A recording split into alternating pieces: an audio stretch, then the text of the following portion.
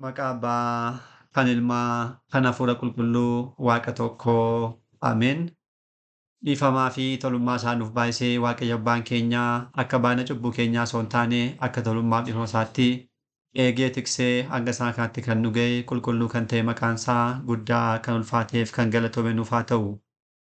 Maatiiwwan Waaqayyoo ijoolleen haadha keenya qulqulleettii Dubroo Maariyaam bakka adda addaa taa'uudhaan sagalee kana kan dhaggeeffattan hundumti keessan maqaa gooftaa keenyaa fayyisaa keenyaa Iyyasuus Kiristoosiin nagaan isin gaafadhaa. Akka kasaatii bakka jirtanitti akkam bultanii, akkam ooltanii, akkam galgaleessitanii. Ameen galateeffamuu nama uumaa keenya fayyisaa keenya Sillaasee kan ta'e maqaan isaa baddaa samii irratti afaan qulqulloota ergamoota isaatiin afaan qulqulloota abboota keenyaa farmoola keenyaan akkasumas addunyaa guutummaatti afaan uumama isaa hundumaadhaan kan galateeffame qulqulluu kan ta'u maqaan isaa dubartis guddaa kan galatoomeedhaa fi kan ulfaate nuuf haa ta'u. Deessuu gooftaa keenyaa haadha hunduma keenyaa qulqulleettii Dubroo Maariyaam qulqulloota ergamoota Waaqayyoo qulqulloota abbootii keenyaa farmoolii keenya hunduma isaaniidhaafis akka kennaa isaaniitti galannii fi ulfinni guddaan isaaniif haa ta'u. Egaan maatiiwwan Waaqayyoo obbolaawwan keenya warreen barumsa kan hordofaa jirtan akkuma beektan guyyaa darbee koorsii dubbii amantaa jalqabuun keenya ni beekama. Koorsii sana kutaa jalqabaadhaan maalummaa koorsii kanaa seensasaa keessumattuu seensasaa jalqabnee Waaqayyoodhaan beekuu, Waaqayyoon jaallachuudhaa fi Waaqayyoodhaan tajaajiluu yookiin waaqessuu kan jennu tartiiba sanaan ibsinee itti aansinis immoo boqonnaa tokkoffaa jalqabuudhaan maalummaa amantii amantaan wantoota lama kan of keessaa qabu amanuudhaaf amanamuu darbees immoo amantaadhaaf amantii kan jedhu adda addummaa isaa kana ilaallee akka dhaabbanne ni beekama. Guyyaadhaas immoo akka fedhaa fayyaa Waaqayyootiin isumatti dhufuudhaan kutaa lammaffaa barumsa kanaa kan ta'u amantaan akkamitti argamee kan jedhu ni jalqabnaa jechuudha. Guyyaarraa kan barannu salphaadhumatti amantaan akkamitti akka inni jalqabe, eessatti jalqabe, dhala namaadhaaf akkamitti kenname kan jedhu jalqabnee guyyaa har'aa Ortoodooksii Tawaahidoo jennee waamaa kan jirru kana hanga guyyaa har'aatti maqaa akkasii qabatee akkamitti dhufuu danda'e kan jedhu gabaabinaan kan ilaalludha kan ta'u jechuudha. Waaqayyo Abbaan keenya akkuma yeroowwan darbanii har'as nu gidduutti argamuun fedhaa fi eeyyama isaa nuuf haa ta'u. Amantaan akkamitti argame kan jedhudhaa fi kan jalqabaani amantaan hunduma kan uume ofiisaadhaaf argamsiisaa kan hin qabaanne hunduma kan uume ofiisaa garuu argamsiisaa kan hin qabaanne uumamoota hunda kan nyaachisuu fi tiksee isaanii kan ta'e Waaqayyo jira jechuudhaan kan eegaludha. Amantaan kana irraa kan eegalu yoo darbees kaasne waan ta'eef kun baadaa nu rakkisu. Kanaaf amantaan kan argame uumaan hundaa Waaqayyo jiraachuu isaatiidha beekaa salphaadhumatti. Amantaan kan argame hunduma kan uumeedhaaf kan jiraachisu kan nyaachisu kun Waaqayyo jiraachuu isaarraadha. Innaa haala kanaatiin kan argame kun amantaan kun eessaa eegale gaafa jennu immoo amantaan kan jalqabaa kan eegale samii irratti ergamootaanidha. Ergamoota Waaqayyo samii irratti jalqabaa kan eegale achittidha. Akkamitti eegalee Waaqayyo uumamtoota uumeera isa kana gaafa fuuldaatti ni barannu. Uumamtoota jalqabaa keessaa warreen guyyaa jalqabaa keessaa tokko ergamoota turani. Innaa Waaqayyo ergamoota akkuma uumeenaan beekumsa hojjetaan uumeera ergamootaan. Uumamtoota jiran keessaa beekumsa kan qaban lamadha. Gara fuuldaatti ni ilaalla. Keessaa tokko ergamoonni kun beekumsa waanta qabaniidhaaf Waaqayyo beekumsa kanaan akka isaan barbaadanis argataniidhaaf yookiin akka isaan dhaabbatanii uumaa isaanii eeggataniidhaaf jecha amalummaa isaadhaan isaan jalaatii dhokatee ture. Kana booda isaanis uumaa isaanii barbaaduu eegalan. Seexanni yeroo sana Seexanaa'el kan jedhamu ergamoota hundumaadhaan ol samiiwwan ergamootaa ni jiru gara fuuldaatti ni barannu. Hunduma isaaniitii ol darajaadhaan sadarkaadhaan ol waanta jiruudhaaf yeroo isaa ol ilaalu waa tokko isaa ol kan jiru yeroo dhabu uumaan keessan anadha jedheetu isaa gadi kanneen jiran ergamootatti of dubbate jechuudha. Inni kun ol of qabummaa kan jalqabaa diiyaabiloosiin eegaluusaa kan nutti agarsiisudha. Inni yeroo kan ergamoonni baay'een dhugumayyuu uumaan keenya sidha jechuudhaan itti amanan. Baay'ooliin immoo ni falman lakkii ati uumaa keenya miti jechuudhaan falmanii walakkaan immoo giddumatti hafan dhiisanii gara kanas miti gara diiyaabiloosis miti warreen Waaqayyoon falman warreen diiyaabiloosiin falman gara warra sanaas miti gidduma dhaabbatan jechuudha.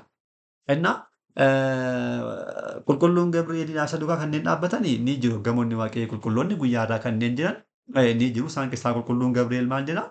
Waaqni keenya inni nu uume hanga nutti mul'atutti bakka jirru haa dhaabbannu jechuudhaan dubbata. Bakka jirru haa dhaabbannu jechuudhaan uumaa keenya hanga argannutti jechuudhaan dubbate. Innaa yeroo kana egaa amantaan kan isheen hundoofte. Ni hundoofte, ni beekamte, ifa ni baate. Qulqullichi maal jedhe? Waaqni keenya inni nu uume hanga nutti mul'atutti bakka jirru haa dhaabbannu malee Waaqni hin jiru jettanii wanta biraatti hin amaninaa. Amma inni dhufutti bakka jirtan dhaabbadhaa jechuudhaan amantaa kan jalqabaa alkaatiin kaa'e jechuudha. Kana booda kan amanamu uumaadhaa fi kanneen amanan amantoonni immoo ni beekaman jechuudha. Kan amanan ergamoota Waaqayyoo warreen dhaabbatan. Kan amanamu immoo Waaqayyo ta'uusaa ni beekame jechuudha. Innaa amantaa fi obsa isaanii kan argee Waaqayyos ni mul'ate jechuudha. Kana booda ni sagadaniif. Ni sagadanii yeroo kana warreen amananii Waaqayyoon eeggachaa turanii kabajaaf qulqullummaa argatanii guyyaa irraa qulqulloota ergamoota Waaqayyoo warreen jedhamanidha. Warreen ganan immoo salphinaan samiirraati kanneen gad darbataman diiyaabiloosii fi isa jala kanneen jiran ergamoota baay'eedha. Agaanitti kan jennu guyyaa irraa. Warreen biroon immoo gidduutti kanneen hafan immoo qilleensa faca'anii hafan. Lafa akka diiyaabiloos hin darbatamne akka ergamootaa kabajaaf hin geenye gidduutti hafan jechuudha. Giddumatti hafan ammas. Inni akkas ta'anii inni kun qormaatadha. Eenyuyyuu qormaata hin qaba. Qormaata hin qaba. Kiristaanummaadhaan gaafa barannu bal'inaan ni ibsama kun qormaanni hin jiraata. Namni qormaata mo'ateetu mootummaa Waaqayyoo kan galu malee osoo hin qoramiin miti. Jalliseetuma bakka akkasumatti jiraatee mootummaa Waaqayyoo galuu hin danda'amu. Qormaata hundumtuun qorama. Ergamoonni Waaqayyoo qoramanii warreen darbanii warreen kufaniiru. Guyyaa irraa dhalli namaa qoramaa jiraachuudha. Akka ergamootaa kana cimanii dhaabbachuu nama barbaada. Inni yeroo kana warreen amanan Waaqayyoodhaan warreen eeggatan ergamoonni Waaqayyoo kabajaaf qulqullummaadhaan amantaa isaanii eeggatanii Waaqayyoo wajjin jiraachuu jalqabanii. Kana booda dhalli namaa ni uumame innis guyyaa isaa eeggate jechuudha. Yeroo kana dhalli namaa kun akka isaan kaanii miti. Uumamtoota warreen kaan irraatu gara fuulduraatti ni baranna kabaja adda ta'een bifaaf fakkeenya Waaqayyoodhaan lubbuu bara baraan jiraatu. Akkasumas dandeettii uumaa isaa hubachuu, naannoo isaa beekuu, bituudhaaf bulchaa ta'uu akka danda'utti ta'etu kan uumamedha. Innaa dhalli namaa haala kanaatiin kan uumame kun sababii kennaa naannoo isaa beekuu fi bituun akkasumas wantoota naannoo isaa hundumaarraan dogongoree wantoota lafaa qofaadhaan qabamee akka nafnetti dhimma lafaa qofaadhaan jireenya lafaa qofaadhaan qabamee akka nafnetti uumaa isaa kan ittiin beeku madda waan hundaa beekuun akka jiraatuuf akkasumas immoo seeraan itti fayyadamuudhaan jiraattuu bara baraa kan taate lubbuu isaa akka hin dhabnetti daandiin inni ittiin uumaa isaa wajjin wal quunnamu amantiin ni kennamee fi daandiin kun salphaadhumatti amantaa jedhama. Kanaaf amantaa kana dhalli namaa kabaja kan hundumaa argatee aangoo kan hundumaa argatee jireenya bara baraa kan taate garuu isaanuma kan hundumaatti qabamuudhaan warra lafaa kanatti qabamu jireenya lafaa kanatti qabamuudhaan nyaachuu dhuguu bulchuu geggeessuu dandeettii ofiidhaan wanta adda addaa kalaquu kana hundumaatti qabamee jireenya isaa ishee bara baraa kan taate akka hin dhabneedhaaf maal isaaf kenne Waaqayyo amantaa isaaf kenne jechaadha. Kanaaf kitaabni qulqulluun jedha amantaa yeroo tokko gonkuma qulqullootaaf kennamteedhaaf akka qabsooftan isin gorsaa akka isin barreessu dirqamatti jechuudhaan dubbata. Ergaa Yihuudaa boqonnaa tokko qaba lakkoofsa 3ffaatti ni argattu. Inni amantaan kun jalqaba gonka tokkitti kan taate qulqullootaaf kan kennamte ishee kanaaf namni hundumtuu qabsooruu akka qabu nu agarsiisa jechuudha. Egaan amantaa kanaatiin jalqabe yoo ta'e guyyaa irraa nuti kan jennu amantaa kiristaanaa jennaa. Ittaansine Ortodoksii Tawaahidoo jennaan inni kun immoo isaa dhufe kan jedhu haala kanaatiin haa ilaallu. Amantaa kiristaanaa kan jedhu haa ilaallu. Jalqaba akkoo dubbanne amantaan kan eegale sirna uumamaa wajjinidha. Uumamtoonni amantaa qaban immoo lama qofadha. Isaanis kan jalqabaa ergamootadha. Itti aanee immoo dhala namaadha. Innaa jalqabamuun amantaa ergamoota anaa ta'us malee booda immoo nuuf kennameera dhala namaadhaaf akka ilaalle kanaan dhala namaadhaaf Waaqayyo kenneera. Innaa amantaan dhala namaadhaaf kenname kunis immoo tokkodha. Daandii dhala namaadhaaf Waaqayyo wal qunnamsiistu amantaa tokkitti tokkodha jechuudha. Dursine akkuma ilaalle ergaa Yihuudaa lakkoofsa 3ffaarratti amantaa yeroo tokko gonkuma qulqullootaaf kennamte jechuudhaan kan inni kaasu kanadha. Egaan amantaan tokkittiin abbootaaf kennamte kun kakuu haaraatti kiristaanummaa kan jedhamte amantaa masaadha jechuudha. Dursitee abbootaaf kan kennamte kakuu haaraatti kiristaana kan jedhamte boodas immoo maqaa adda addaadhaan waamaa guyyaa irraa Ortodoksii Tawaahidoo kan jedhamtu ishuma kanadha. Amantaa keenya guyyaa har'aa kanadha jechuudha. Amantaa kana jalqabarraa kaasnee akkasitti nuuf galuudhaaf barootatti qoqqoonnee haa ilaallu. Baroonni sadiitu jiru. Gara fuulduraatti barumsa koorsii biraadhaan ni argattu. Bara seera laphee kan jedhamu jira. Seera oriitii yookiin bara oriitii bara raajotaa kan jedhamu jira. Kan sadaffaa immoo bara seera wangeelaa jedhamu. Innaa maalummaa baroota kanaa bal'inaan Ingilii seenaa abbootiidhaaf akkasumas seenaa mana kiristaanaa koorsii tokko tokkotti ni argattu. Gara fuulduraatti yeroo barachaa deemtanii haala bal'aatiin achitti argattan malee Ingilii asitti xiqqoo ishee barumsa keenyaaf akka ifaa ta'utti mee wantoota muraasaa kaasnu.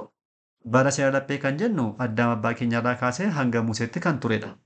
Osoo seerri kennamee hin jiraatin seera laphee qofaadhaan qajeelfamuudhaan baratti waaqayyoodhaan namoonni waaqessaa turan jechuudha.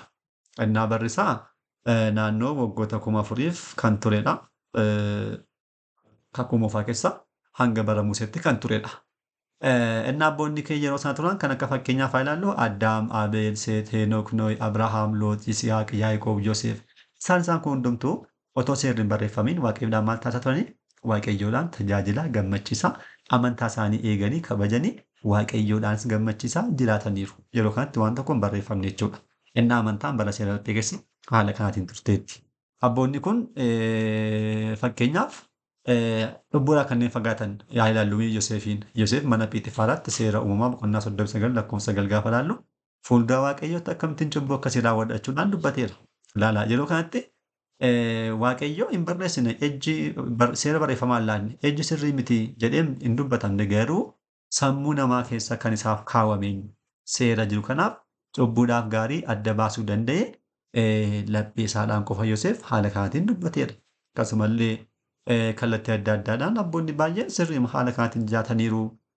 Warreen dhiisan immoo seerri hin jiru jedhanii warreen dhiisanis hin jiran bergit warreen seerri barreeffamaa yoo hin jiraanne illee cubbuu hojjechuun ejja raawwachuun cubbuu akka ta'e immoo dursee sammuu namaa keessa kaa'amuu isaa waaqayyo kan itti agarsiisu tokko warreen ejja raawwatan immoo dha'ichaan rukuteera. Fakkeenyaaf haa ilaallu bishaan badisaa barannoo uumamni hundumtuu akka addunyaa badu kan taasise ejjadha. Sodomiif Gomoraa dabalatee akka isaan badan kan taasise ejjadha. Seera uumamaa boqonnaa 6 lakkoofsa 1 fi uumama 19 tokkorraa dubbisuun ni danda'ama. Innaa hin barreeffamnu ta'eyyuu garuu sammuu namaa keessa kan kaa'ame amantaa waanta jiruudhaaf sana eeganii warreen jiraatan waaqayyoodhaan gammachiisanii warreen eegne immoo kunoo dhaamsa akkamiidhaan dhaamaniiru. Ittaanee kan jiru bara seera oriitiidha. Bara oriitii jechuun bara Museedha. Inni kun hanga falaataa Musee irraa kaasee hanga xumura kakuu moofaatti yookiin immoo hanga dhufaatii gooftaa keenyaaf fayyisaa keenya Iyyasuus Kiristoos kan jirudha. Naannoo bara 1400 hanga bara 1500 kan qabudha. Yeroon kun yeroo itti waaqayyo dhala namaadhaaf of ibsee seera barreeffamaa kenne waan ta'eedhaaf amantaan isaa kan duraa caalaa sirriitti jabaachuu danda'eera. Dursee kan barreeffame hin jiru. Barreeffama kan jalqabaa seeraan kan barreeffame bara seera Museedha. Seerri uumamaas haa ta'u, seerri bahuu, seerri Lewwotaa. Isaan kun seera baay'ee of keessaa kan qaban kun kan barreeffame bara Museedha jechuudha. Fakkeenyaaf dunkaanni ijaarameera, aangoon lubummaa jalqabameera, aarsaan dhiyaachuu eegaleera. Bara Solomoon immoo manni qulqullummaa ijaarameera. Raajonni baay'een ka'anii haala kanaatiin amantaa isaanii geggeeffachaa turaniiru. Amantaan kun isa kamidhaa? Durseema kan warri bara seera oriitii kan akka warri bara seera laphee kan akka Abrahaam, kan akka Yisihaaq, kan akka Yaaqoob, Yoosef isaan kan ittiin geggeeffamaa turan isuma kanadha malee kan biraa miti. Seerri itti dabalamee akka namoonni of hoogganuu danda'aniidhaaf akka isaan caalaatti waaqayyoodhaaf bitamaniidhaaf jecha namoota kanaaf jecha seerri kun itti dabalame malee amantaan kanuma duriitii isuma jiraachuudha. Ittaanee immoo bara seera wangeelaa arganna. Inni kun immoo dhufaatii gooftaa keenyaa irraa jalqabuudhaan hanga dhufaatii lammaffaasaa gara fuulduraatti kan ta'udha. Isa kana barumsi kun gara fuulduraatti hin kennama. Gooftaan keenya waadaa dhala namaadhaaf raawwachuudhaaf mana kiristaanaa ishee dhugaa yoo hundeessedha. Dhalli namaa fayyina ni argata waan ta'eedhaaf fayyina sana argachuudhaaf immoo manni kiristaanaan isheen ittiin fayyinni kun argamtu kiristoosiin hundeeffamteetti jechuudha. Innaa bara seera kanaatti amantaan isa duraa irratti caalaatti jechuudha jabaatee dhalli namaa balleessaa balleessee ture isa kana gara fuulduraatti ni argata. Balleessaa sanarraa deebi'ee ka'uudhaan jireenya bara baraa kan ittiin argate amantaan isaa kan duraa caalaa kan isatti isaaf cimedha. Innaa warreen Kiristoos filatee isaanii sattaananii akka isaan waa'ee amantaa kanaa barsiisaniidhaaf warreen isaan erge duuka bu'oonni isaa immoo maqaa amantaa isaanii kana maal jedhanii kiristaana jedhanii moggaasan. Hojii duuka bu'ootaa boqonnaa 11 gaafa dubbistan duuka bu'oonni isaa yeroo jalqabaadhaaf Ansookiyaatti kiristaana jedhaman jechuudhaan dubbata. Kiristaana jedhamuun isaanii kan hin jirre osoo hin taane amantaa isaanii kanaaf beekamtii irra caalaatti fayyinni jiru raawwatamee amma dhalli namaa mootummaa gara gannataatti deebi'uusaa boodas immoo jireenya bara baraadhaaf ga'uusaa kan ittiin ibsu guddisanii haala kanaatiin maqaa kana kiristaana jedhanii moggaasaniiru. Innaa kiristaanummaan kun amantaa haaraa osoo hin taane kanuma duraa sanatu fayyina gooftaan keenya raawwateedhaan wal qabate kiristaana jedhamee moggaafame. Innaa kiristaanaan amantaan jalqabaa addaamiif dhala namaadhaaf kenname haala kanaatiin dhufee kiristaanummaa jedhameedha. Ingiddii kiristaanummaa aanuudhaan immoo kan biraan jira Ortodoksii Tawaahidoo jedhamnee waamna guyyaadhaa waan ta'eedhaaf inni kunuunsaa dhufe kan jedhu immoo ilaallu. Amantaan kiristaanummaa eenyuyyuu yeroo barbaadetti ka'ee kan itti dabalu yookiin immoo kan irraa hir'isu osoo hin taane hundeen isaa raajotaaf duukaa bu'oota waan ta'eedhaaf yeroo hundumaa hundee kanaan kan dhaabbatudha. Qulqullichi dubbateera. Phaawulos Efesoon 2:20 irratti isin hundee raajotaadhaaf duukaa bu'ootaatti hundeeffamtaniittu jedha. Hundee kanarra hundeen biraan jiru. Innaa wanta hundee gaariidhaan hundaa'e irratti wanta biraa dabaluun ittiyyuu balleessa malee hin cimsu. Fakkeenyaaf nyaata qimamiinsaa barbaachisu hundumaadhaan guutamee mi'aayee hojjetame irratti qimamii biraa dabaluun maal taasisa? Nyaata sana ni balleessa malee ittiyyuu kan biraan taasisu hin balleessa kan duraadha jechuudha. Innaa kiristaanummaa kumaati. Jalqaba guutamtee guutuu kan taate waan ta'eedhaaf eenyuyyuu yeroo barbaadeen ka'ee waa tokkotti gochuu hin danda'u. Innaa barumsa kanatti dabaluudhaafis irraa hanqisuudhaafis akkasumas balleessuudhaaf yeroo adda addaatti immoo namoonni shakkitoonni baay'een ka'aniiru. Yaaliiwwan baay'een taasifamaa turaniiru. Mee muraasa isaa innaa ilaallu fakkeenyaaf akka fakkeenyaatti bara kakuu haaraatti jechuudha. Bara tokko hanga bara 70 keessa bara duukaa bu'ootaa jedhama. Yeroo kanatti barumsa duukaa bu'ootaa balleessuudhaaf ginistikoonni akkasumas namoonni baay'een kiristaanummaa barreessuudhaaf maqaa Yesuus Kiristoos jedhamuun akka isaan hin barsiisne mootonni Roomaa akkasumas warreen mana lubummaa keessa hojjetan hangafni lubootaadhaaf hojjetuun isaanii baay'ee taasisaa turaniiru. Bara 70 hanga 160tti immoo bara abbootii duukaa bu'ootaa irraati kanneen batan jedhama. Bara kanas kiristaana balleessuudhaaf wanti baay'een taasifamaa tureera. Keessumattuu niistiks kan jedhamu ginistikoonni ka'uudhaan amantaa irratti wanta baay'ee kitaaba adda addaa barreessuudhaan kitaaba hin jirre. Sirna adda addaa baasuudhaan balleessuudhaaf jecha kan hundumaa godhaa turaniiru. Bara 160 amma 312 immoo bara wareegamtootaa kan jedhamu bara kanatti kiristaanummaa balleessuudhaaf bakka amantaa xaa'otii buusuudhaaf wanti hin taasifamu hin jiru. Kiristaanota qaluudhaan balleessuudhaan biyya isaanii akka isaan gadhisanii badan manni isaanii gubamee isaanis gubamanii akka hoolaa qalamaa turaniiru. Kana hundumaa taasifamaa tureera. Kana fureeffaa immoo kan nama dinqisiisu isa booda kan dhufe shakkitootadha. Shakkitoota. Inni kun immoo bira shakkitootaa kan jedhamu jaarraa afuraffaa booda kan jirudha. Baay'ee nama dinqisiisa kun immoo. Inni immoo kiristaanummaan jiru machiiseen ijoollee masheedhaan warruma isheerraa baratanii ishumarraa nyaatanii ishuma keessatti warreen guddatanii yeroo isheen qoramtedha. Barumsa kiristaanummaa faallessu barsiisuu. Lakkii kun sirriidhas kanatti garuu kun fooyya'uu qaba. Asitti inni kun akkasidha inni kun sirriidha kun immoo sirraa'uu qaba jechuudhaan kana hundumaa keessa ba'ameera. Kanumaan kiristaanummaa sirrii eeguudhaaf maqaawwan kun moggaafamaa dhufan salphaadhumatti. Kiristaanummaa kan jalqabaa kana eegsisuudhaaf jecha maqaawwan kun moggaafamaa dhufanii. Isaanis akkamitti moggaa'anii kan jalqabaa Ortodoksii kan jedhu haa ilaallu. Jechi Ortodoksii jedhu jecha Giriikiidha. Ortoodhaaf dooksii kan jirudha kan dhufedha. Ortoo jechuun sirrii qajeelaa jechuudha. Dooksii jechuun immoo daandii jechuudha. Innaa lamaan isaa gaafatti waamu daandii qajeelaa daandii sirrii jechuudha Ortodoksii jechuun. Manni kiristaanaa keenya yookiin amantaan kiristaanummaa dhiiga gooftaa keenyaaf fayyisaa keenyaa Iyyasuus Kiristoosiin kan hundoofte kun maqaa Ortodoksii jedhu kan argatte yaa'ii Niiqiyaadhattidha. Bara 325tti yaa'ii Niiqiyaadhaa argatte. Yaa'iiwwan kun yaa'u manni kiristaanaa keenya kan fattu yaa'iiwwan yookiin walga'iiwwan sadii ni jiru. Yaa'iiwwan kun barumsa shakkitootaa darbuudhaaf kan taasifamanidha yeroo adda addaatti. Gara fuulduraatti isaan kana tariyyoo barumsaa seenaa mana kiristaanaa yeroo barattan ni argattu. Gaggabaabinaan garuu as kana taa'aniiru warreen viidiyoodhaan argattan gabatee kanaan ni agartu. Walga'iiwwan sadii ture Niiqiyaa, Qusxinxiniyaadhaaf Efesoon jedhamu maqaan yaa'iiwwan kana. Yaa'iin Niiqiyaa bara 325 taasifamee abbootii 318 wal ga'anii kaadduu kan ture Aariyoosidha. Barumsi ganumsaa isaa immoo Waaqa Ilmaa irrattidha.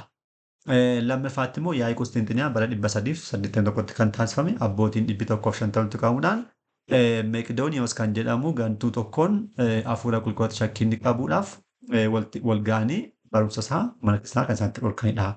Kan sadaffaa immoo yaa'ii Efesoon bara 431tti abboonni 200 wal ga'uudhaan Nisxiroosiin gantichi Nisxiroosiin miintaawwi yookiin amala lama jechuudhaan waa'ee gooftaa keenyatti barumsa baay'inni fide kana mana kiristaanaa kan isaaniitiin adda baasanidha jechuudha. Isaan kun yaa'iiwwan gurguddoo sadan jedhamu.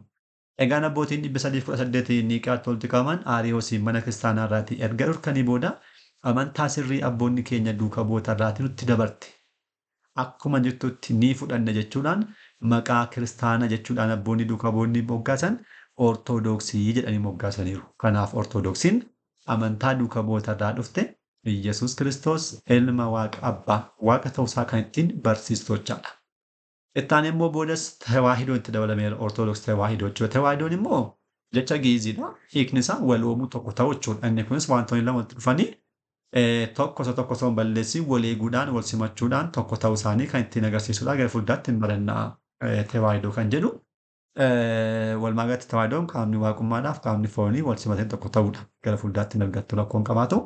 Maqaan kun amantaa keenyatti kan dabalate bara gubaa'ee yaa'ii Efesoon dursinee kan kaasneen Efesoonitti abboonni walitti qabaman ganticha Nisxiroosiin waa'ee gooftaa keenyatti barumsa sobaa inni fiderraatii adda baasanii namicha kana barumsa isaa mana kiristaanaa erga dhorkanii booda amantaa isaanii maal jedhan abboonni kun Ortoodooksii tawaahidoo jechuudhaan moggaasaniiruudha. Kanaaf salphaadhumatti amma ammaatti kan jiru Ortoodooksii tawaahidoo kan jedhu haala kanaatiin dhufee amantaan jalqaba ergamootaan jalqabamee dhala namaadhaaf kenname saada kana hundumaa darbuudhaan guyyaa laamaan jedhamee jira Ortoodooksii tawaahidoo jedhamee jiraadha.